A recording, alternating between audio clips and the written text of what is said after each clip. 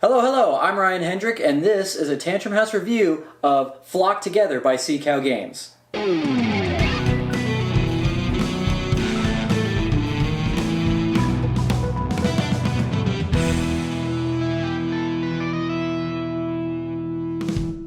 Flock Together is a cooperative game where you and some friends will don the feathers of chickens and you're going to protect your town from roaming predators. This was designed by Matt and Savannah Mundy, and I'm going to try my very best over the course of this review to keep the chicken puns to a minimum, but no promises. Before we get too far into this review, this is my Kickstarter copy. I bought this, so my money is on the line as well, and I'm going to be giving you my thoughts after I've played many times of Flock Together. In Flock Together, 1 to 5 players will forage, fill up, fight, and protect their town. Players perform 2 actions in a turn, which can be used to move around the board, fight grubs, get smaller power-ups, eat food to level up, and unlock new abilities so they can take on bigger opponents, eventually take out all the predators, and save the town. Each player will choose a unique chicken with their own abilities and forms that get stronger as they level up. As you can see in this book, you turn the page and your chicken levels up little by little with new abilities and ways that they can help the team and fight the predators. Every player has their own chicken booklet and board to keep track of their progression and resources. They can only perform specific actions on specific locations on the board, so they'll have to prioritize leveling up, gaining cards to give resources and special abilities, fighting grubs to get one-time power uses or permanent buffs, things like that. Now, the game consists of 3 rounds. Each round is a season, so you have spring, summer, and fall. And each season has cards, and when you play these cards, they're going to throw a monkey wrench into your defense of your home. So it might prevent you from leaving the coop or things like that. Most of them are going to be bad. If you play on the lower difficulties, there could be 1 good card in each of these seasons. But as you crank up the difficulty, all of these will be bad. All of these will be fighting against you as well as the predators. So adds a little extra monkey wrench into the mix. Now, the board itself, beautiful. It consists of 5 different locations. The Coop, the 100-Acre Wood, the Golden Gables, the Gritstones, and the Badlands. Now, the Coop is your home base that you're trying to defend, and the other locations each have a roaming predator that you'll need to defeat. At setup, you'll choose your baddies at random from 10 predators. Each one has their own book that shows their special abilities, and you'll want to defeat them quickly because at the end of each season, each predator that's still alive will level up and become more of a threat, just like you do over the course of the game. Now, whoever defeats a predator will get a unique handy-dandy permanent upgrade too. So taking these guys on is a big deal in this game. It's necessary and it's going to make you more powerful. Now, you're going to need to defeat 3 revealed predators before the final one at the Badlands is revealed in its final form. If players can defeat the final predator before the end of the 3rd season, before the end of fall, they win. And that's it. That's the basic gameplay loop of Flock Together. Now, I played this a bunch of times with several different player counts and a bunch of different groups. And we played with different chickens. I've fought all of the bad guys, and I've done it on varying difficulties, including the hardest one. Needless to say, I've played this quite a bit, and I have thoughts. We'll go ahead and start with the pros, the things that I like. Overall, Flock Together is a fun co-op romp with a charming aesthetic. If this art style looks familiar and you're thinking to yourself, that kind of looks like Everdell. Well, you have a sharp eye because the art is by Andrew Bosley, and he did the art for Everdell. The character designs are a blast to explore, and you have some fun different chickens like Beowing, Annie Yoakley, Attila the Hen, Cumber Bill Rockefeather, and all kinds of different fun little chicken puns to have a blast with as you're fighting these predators. And I gotta say, having the book and having it where as you upgrade, you flip pages of the book and you get to see your chicken growing, that was a really cool dynamic in the game. It always felt good to flip the page to the next one to get the new abilities and to see a bigger version of your chicken. As far as the complexity, the teamwork, and the experience of this game, it's a good entry point for co-op gamers, especially if your crew is looking for something on the lighter side. Because once you have the basics of exploration, progression, combat, Once you have all of these things in line, your games should move along pretty smoothly. There aren't a whole lot of surprises beyond the weather effects and having to deal with the specific combat effects, rolling the dice, things like that. There's some RNG, but for the most part, what you see is what you get, and you know what you're getting into with each encounter. The designers were also thoughtful when they designed the characters. Some chickens are fighters, while others can heal each other or take damage for teammates. Other chickens may be better at collecting resources and spreading the wealth, or buffing the dice rolls when a friend is in combat. There were several cases with my crew where our chickens were popping off and the synergies were satisfying. When we found a solid strategy to take down a predator, when we initially opened it up, we said, this is going to be too hard. But our synergies ended up making it a breeze, or we barely scraped through and it felt great because of how we worked together. And the predator mechanics were fun to navigate too. Some predators are direct counters to specific chickens that you might have, and vice versa. Some of the chickens are direct counters to the predators. So players will need to get creative to ensure the right chicken is fighting the right predator. When players are working together and using their abilities in tandem to take down the big bad, the game feels really good.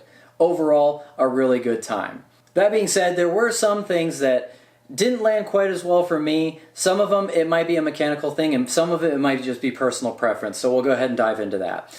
Now, I'm pretty far into my co-op experience. I played this with several different crews. I've played it with crews that don't play a lot of co-op games, and I've played it with my regular crew that plays a lot.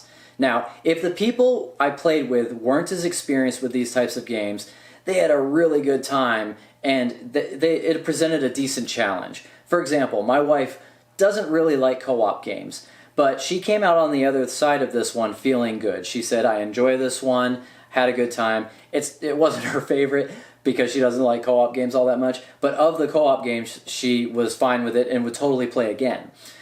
I also played with my seasoned group of co-op companions.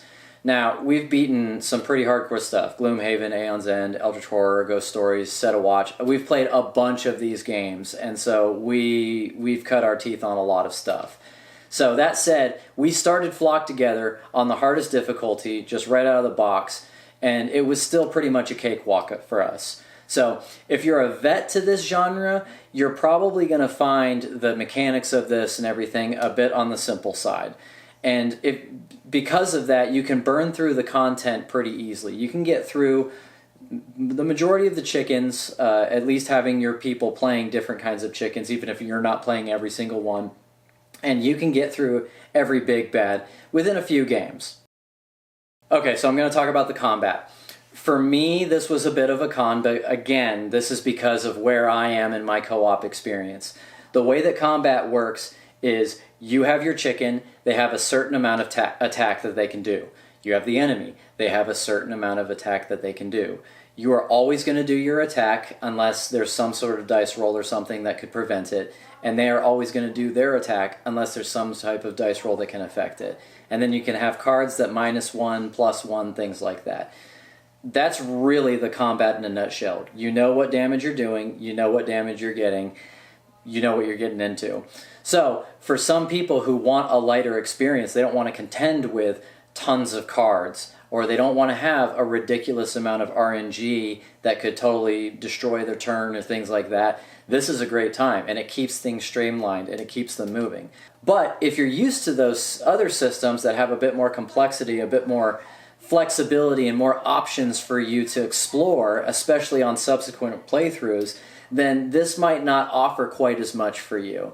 So for my group and me, for my hardcore group and me, it was a bit on the simplistic side, but again, for someone like my wife, she loved the combat. She thought it was great because she knew what she was getting into on the front end before each battle. So I'm presenting it the way that I'm presenting it. It depends on what you and your crew want, so I'll leave that up to you. Lastly, as in other games of this genre, some characters may be useful in specific contexts, but may not be fun to play depending on your style. For example, if you prefer to be in the thick of battle and draft a support character, you're going to feel left out when it comes time to take down the predators. When our crews found synergies to still stay useful, that helped, but be aware that that can happen. If you like to be on the front lines, and you get a character that's never on the front lines, it's potentially not going to be as good of a time for that game. Just depends on how you feel about that type of thing. Now, none of these criticisms were deal breakers. Again, I paid my own money for this. Do I regret it? No. I had a lot of fun. It's a good time. Overall, Flock Together was a charming co-op experience. It's a good entry point for your friends who are interested in a co-op fighting game, but might be a little intimidated by something as big as Gloomhaven or something along those lines.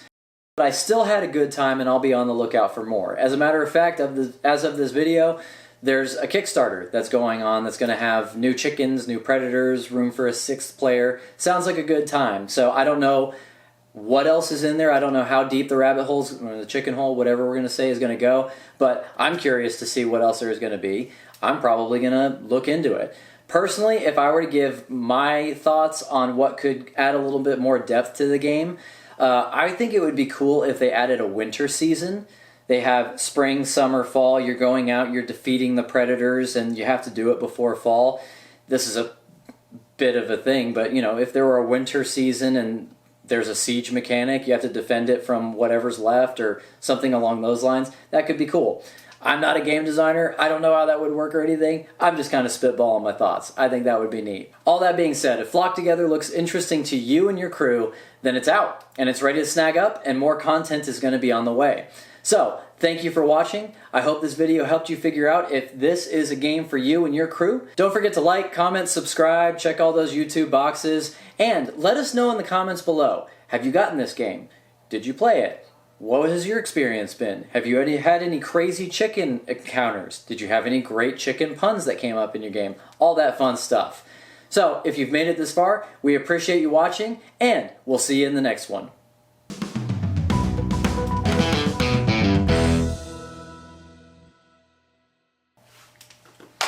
Dun, dun, dun, Da, dun. da, da, da, da. That was good. A little too so a little too oop. There were several cases. There were several cases where, oh my gosh, blah, blah, blah. The game consists of 5. Golly, okay, here we go. I just gotta. We got this. We got this. It's entertaining, isn't it? Just watching people go. Watching it, yeah. All right. You could just make a blooper reel just out of that, and that's a 5-minute video of me saying, "Oh my gosh."